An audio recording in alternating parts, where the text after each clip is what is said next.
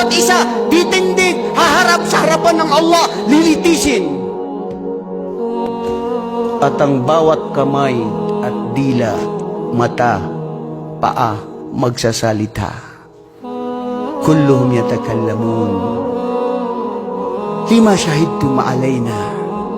Bakit kayo magsasaksi ngayon sa inyong mga sasabihin? Ang Allah ang lumikha. Siya ang nagbigay pahintulot na magsaksi at magsalita ang lahat.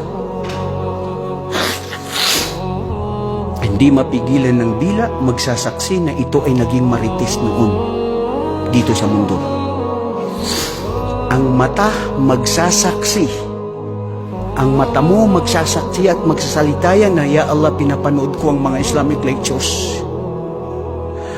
Wallahi mga kapatid, napakalaking fitna ngayon sa atin itong mga jawal natin.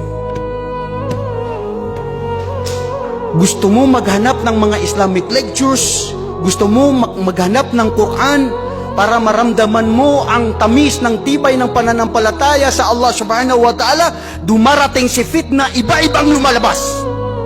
Katalahumullah ang gumagawa nito.